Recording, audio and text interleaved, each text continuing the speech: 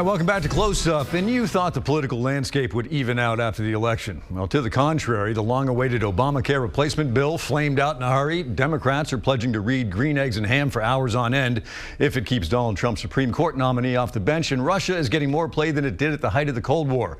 There's a lot also going on at the state level. Joining me this morning in rapid-fire discussion, political reporters Adam Sexton and John DeStaso, and our incisive analyst to all of it, Scott Spradling. Good morning, gentlemen. Thanks for joining us. Good morning. So let's just start with the health care bill. I mean, is everybody's baffled as I am that after 7 years of railing against Obamacare, pledging it in cycle after cycle, that they came up with a bill that never went for a vote, and it was so incomplete. Yeah, they stubbed their toe, and now Donald Trump's frenemies list is growing by the tweet at this point now. We've got him essentially promising to work with Democrats, promising to now seemingly campaign against anyone from the Freedom Caucus, the Liberty Caucus over there in Washington in 2018. So now all of a sudden it's olive branch time, I guess, even though they have the clear majority in the House and the Senate. Now we're going to try a bipartisan conversation, which is interesting, and it might very well thrust our 4-member congressional delegation from New Hampshire into some pretty important roles in the conversation. Sure, but it's got to make you wonder, guys. I mean, was there ever a real plan, or was it just not a plan that Donald Trump could buy into, John? Well, apparently there wasn't a real plan, and that's what's amazing about it, is that, as Scott said, after 7 years, that was what they came up with, which was, you know, very incomplete. And there was no strategy whatsoever except to try to ram it through, which is exactly what they accused the Democrats of doing with Obamacare. So where they go from here, I guess it just depends on how the president feels when he gets up, you know, on any given morning. It just seems that way. There needs to be I would think, a plan, just a plan of moving forward. They've made the pivot to taxes now. Go ahead, Anna. Well, I think this is indicative of you have partisanship not just between parties right now, but factionalism within parties. The Freedom Caucus and even Democrats divided between Bernie and Hillary in the last election. We don't just have partisanship between parties, that things are falling apart within the parties as well. Yeah, and what does this do to the Supreme Court debate? Obviously, Donald Trump's made his selection. Republicans didn't even hear President Obama's nominee. Does this make this a must-win, John, for Donald Trump? Well, I would think that if you can't get Gorsuch through, then it is a very devastating defeat for him because, you know, Gorsuch, whether you agree with his positions or not, by all accounts, has the qualifications. The problem is the atmosphere in Washington is so toxic that, you know, we have Kelly Ayotte down there who made a campaign out of, quote, reaching across the aisle. She has a lot of Democratic friends. I asked the question in my column this week, can she pull this off? It would be kind of miraculous if she can get enough Democrats to come over to break the filibuster and vote cloture, 60 votes. Yeah, what does this do in 2018? Let's say they can't get a deal done and ACA is still in place come the next election. I mean, this is a hand grenade, and at the moment, what I think it does is it all of a sudden builds in this sort of national momentum for Democratic challengers to any Republican incumbent to be having this massive pushback. I don't know what the identity of a campaign message looks like for a Republican running for a major office, especially Congress in 2018, because as we all know, that's hard to localize in an election. When you're running for those offices, you're running basically on what's happened in Washington, D.C. And right now, we're seeing chaos at a level that I don't think any of us really predicted. The degree of difficulty for running for Congress as a Republican in New Hampshire in 2018 just gets higher and higher. Do you support the AHCA? Do you oppose it? Do you support President Trump? Do you oppose him? Do you support the Freedom Caucus? It's interesting. I mean, you brought up, do you support President Trump? A lot is going on at the state level right now. People are talking about the voter bill, the tougher standards for identification. But it seems to me, and this is just my observation, you guys can weigh in if you feel differently or if you want to agree. It seems like they are operating in a bit of a vacuum, at least more than they were before the election, tying Donald Trump to everything. Is that fair to say? Yeah, I agree. The State House is kind of its own sealed, you know, building, I guess, for lack of a better word.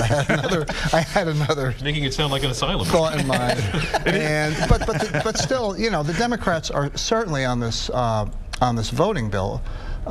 Senate Democratic leader Jeff Woodburn brings up Donald Trump, you know, every moment that he can. That this voting bill. He blames the discussion on Donald Trump's claim of widespread voter fraud. Exactly, and I think that you know, that bill passed the Senate on Thursday, and now it's going to the House. So we'll see. You never know in the House. Talk about factions and lack of predictability on really any issue for that matter.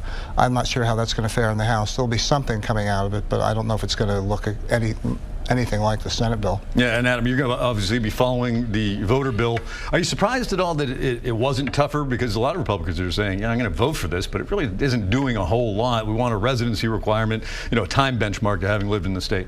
I think they want to get something done. I think they saw what happened with right to work, and that may not have played too much into this, but there's the differences over kindergarten that are dividing House, Senate, and governor. Voting is something, and voting rights, I think Republicans can unify on this and probably get something passed and signed. Scott, I think this governor's navigating the new era in which we live in. I think, generally speaking, he's doing all right. There are some interesting growing curve challenges that he's facing right now, not the least of which we've seen with previous votes. But his nominee to Attorney General, Gordon McDonald, is getting high marks. When Counselor Andy Valinsky basically comes out of the gate almost right away saying, I agree, this is a strong, sterling resume, Gordon is a good lawyer and will make a good Attorney General. I think that's the kind of momentum builder that Governor Sununu might be looking for right now. And the fact that the Senate, even though the House is wiping out some of his key budget investment programs as they go through to create this House budget, the Senate, by policy vote, especially with kindergarten late in the week, is trying to work to replace some of that. It sets up a very interesting conversation at the end of the day, but it's very clear that Sununu has great friends in the Senate, even if he has challenges in the House. It's funny, covering a budget is just such a unique thing to do because it changes. I mean, it's so fluid and organic. After committee of conferences is going to look very different.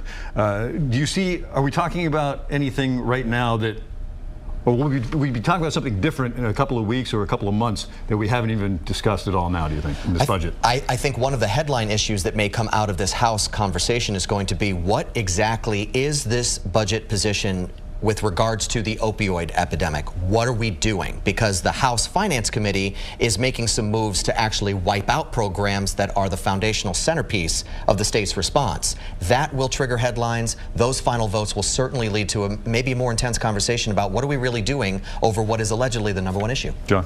And I believe this kindergarten issue is going to be a major issue as well. You have clear division between the House and the Senate. The Senate on Thursday night, late, passed the governor's $9 million a year kindergarten program, targeted full-day kindergarten program, 2 days after the House Finance Committee took all the money out. So there's a big one. We'll be watching a committee at conference time. After the right to work thing, it's going to be interesting to see just how public the governor is in pushing for kindergarten. Obviously, that's something he talked about in his budget address. Most people know by now that this is my last day and the last show on Close Up. And I wanted to thank Scott Spradling, who was my predecessor, personally, because I remember on my first day, you took the time graciously enough to give me a tour around the State House. You had a day job at that point, too, to show me around, introduce me to people, and you have been there professionally and personally ever since. Whatever I needed counsel, you're just one of the best people I know and a real good friend. I really appreciate it. You're a good friend, Josh, and I'm happy to be taking him to the dark side. And congratulations on your new move to Dartmouth-Hitchcock. You're going to do great things over there for that institution, and you've been a sterling and so solid with your reporting and your anchoring, and you will definitely be missed. Well, and now we have John and Adam who are going to pick up the slack, whatever little slack is left behind. What slack? Political reporting, it's constantly changing. It's certainly changed a lot since you first started. At the beginning of time. Yeah, well, the medium has changed, just in terms of how quickly news needs to get out. Politics have certainly changed, especially in the last couple of years. But it's still a lot of fun, and it just gets more fun every day. And once again, I appreciate the 2 years that I've been here, and you were definitely a supporter of mine, and it was a lot of fun, and all the best to you, of course. Thanks. I think two things we're really going to miss about you, Josh. One, and not a lot of people see this, but Josh has been a tremendous defender of the New Hampshire primary. That's sort of part of the job that comes with this, is you have to behind the scenes work to make sure that these candidates, and as we've seen this sort of pernicious effect over the last 10 years, and even longer, of candidates trying to control more and more of the retail process. I think you've done a great job trying to get them out of that comfort zone and really meet the people. And also, in the past, it was much more common to have veterans in the newsroom, very rare now. And I'm sad that we're going to lose a Gulf War veteran and a Marine Corps guy like you in the newsroom, but you'll be nearby, and I know you'll be able to help us. Oh, yeah, I'll be around. I'm not going off to prison or anything. I'd say WMUR political team is in good hands. Best of luck moving forward, and thanks for joining us. Thanks, Josh. Thank you, Josh. We'll be right back with a look at the likely next Attorney General of New Hampshire, and we'll have some final thoughts by yours truly.